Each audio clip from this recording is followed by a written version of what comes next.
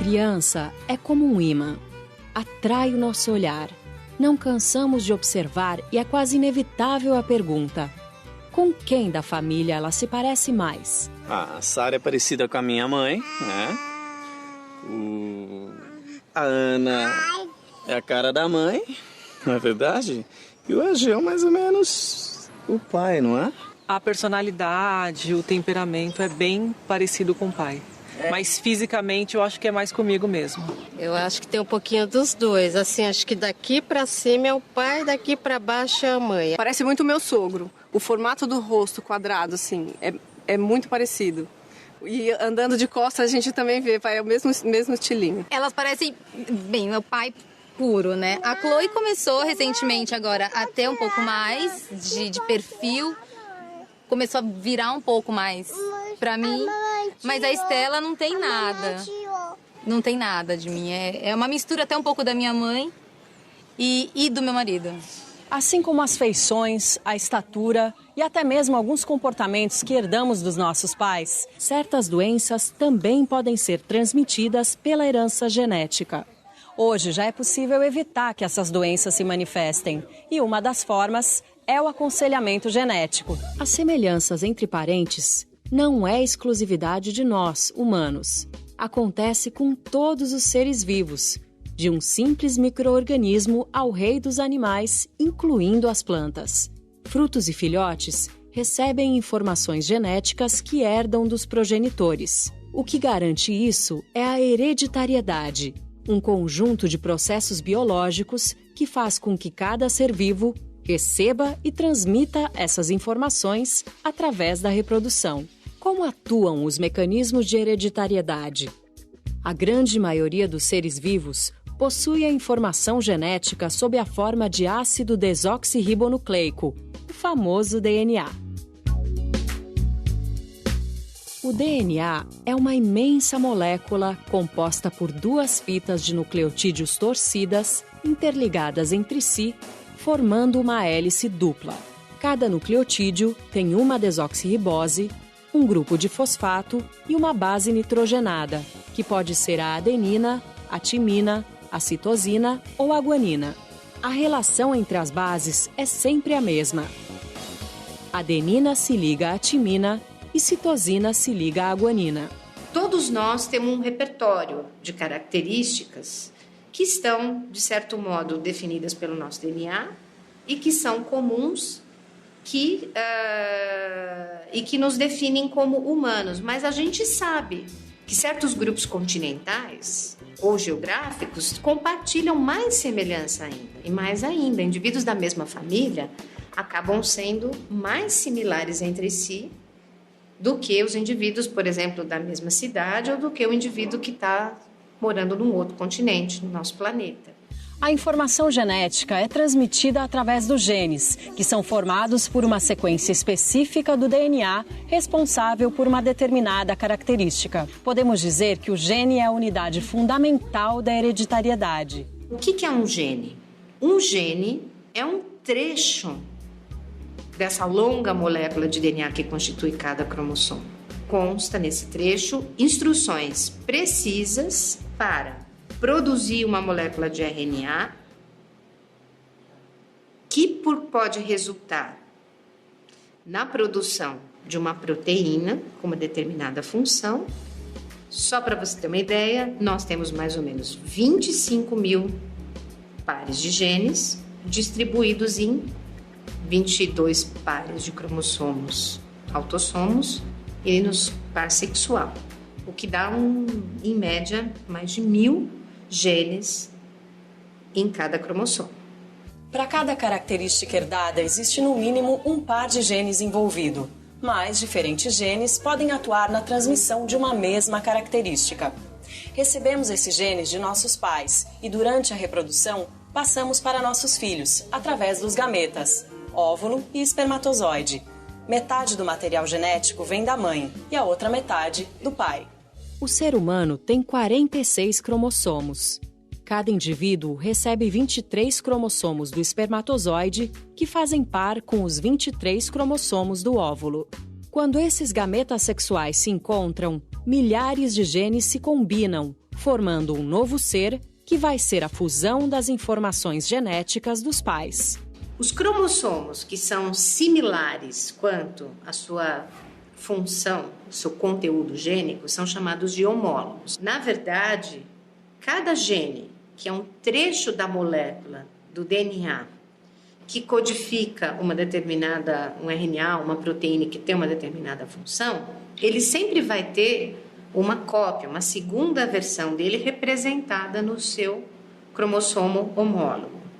E essas versões do gene que estão presentes em cromossomos homólogos, nós damos os nomes de alelos. Então, os alelos são presentes nos cromossomos homólogos. Dos nossos 23 pares de cromossomos, 22 são idênticos para ambos os sexos. Já o cromossomo 23, chamado de cromossomo sexual, é diferente para homens e mulheres. Nas mulheres, esse cromossomo 23 é XX e nos homens, XY. Das mães, herdamos sempre o cromossomo sexual X. Dos pais, podemos herdar tanto o cromossomo sexual X quanto o Y. Portanto, na união do espermatozoide com o óvulo, podem originar-se 2 tipos de ovos. Se o espermatozoide tiver o cromossomo X, juntando-se com o cromossomo X do óvulo, vai nascer uma menina.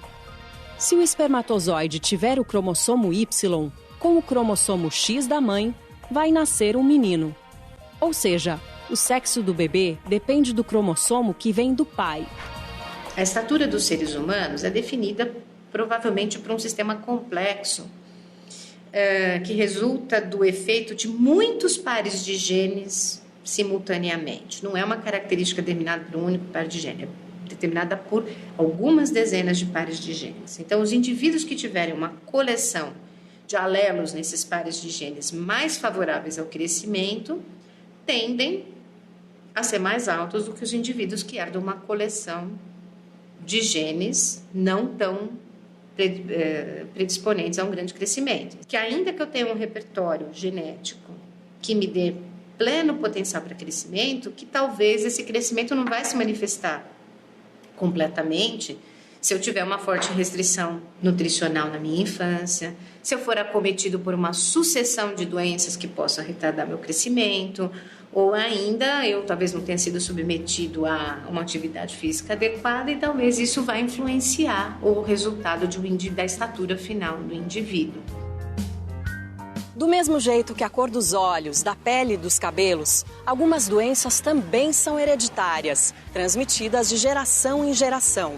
Essas doenças passaram a ser melhor conhecidas e estudadas com os avanços da biologia molecular. E o caminho para saber sobre o risco de ser portador de uma dessas doenças é o aconselhamento genético. Aconselhamento genético é um processo pelo qual a gente passa todas as informações para as pessoas relativas aos seus genes.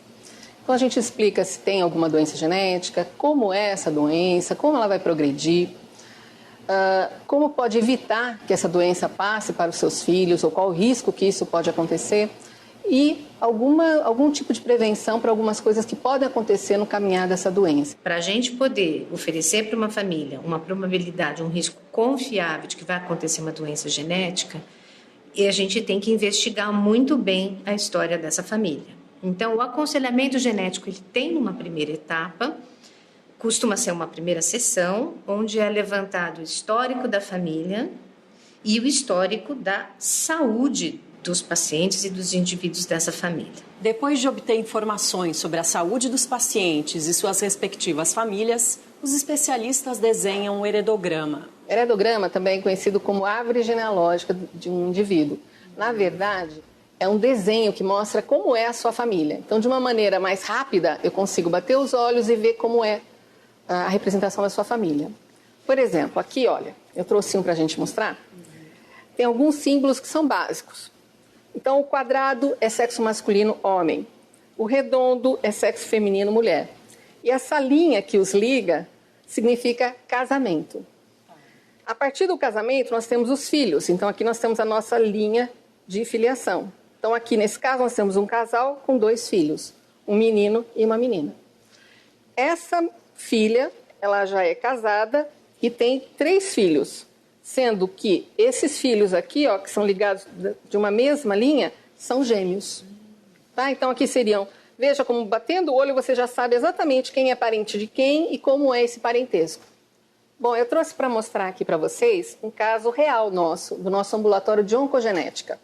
Então veja, aqui é uma família mais extensa, onde a gente tem em vermelho indivíduos que são afetados por um tipo de câncer específico do intestino, que chama câncer coloretal. Então veja, o que só de bater o olho me chama atenção nesse heredograma, que eu tenho muitos indivíduos afetados por esse tipo de câncer nessa família. E que isso acontece em várias gerações.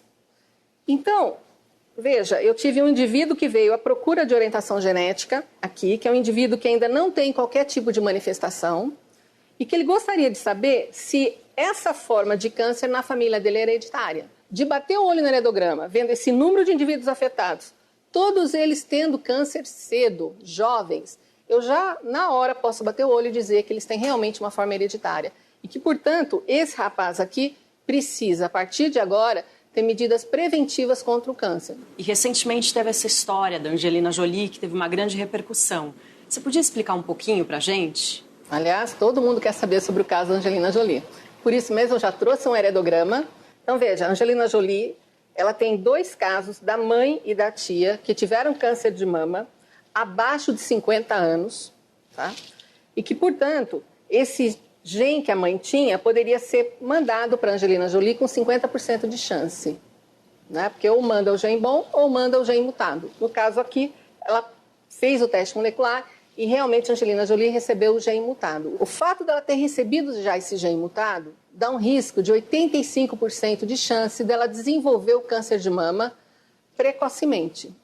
E dá um risco de 60% de desenvolver câncer de ovário, porque câncer de mama e ovário estão interligados, é o mesmo gene que dá a doença.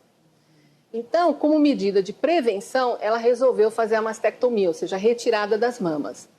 Eu acho que é bom todo mundo saber que esse tipo de cirurgia diminui o risco, mas não dá um risco zero. Porque se ficou uma célulazinha ali, aquela célula pode virar um tumor.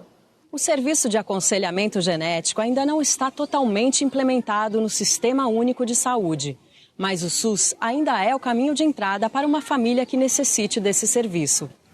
O Centro de Pesquisa sobre o Genoma Humano e Células-Tronco da USP, na capital paulista, fornece esse serviço à comunidade. A Unicamp, em Campinas, também oferece aconselhamento genético aos pacientes do SUS. O primeiro passo é entender o que é o aconselhamento genético, saber que é um direito de todos os que precisam e ir atrás se necessário. Conhecimento também é cidadania. Bons estudos!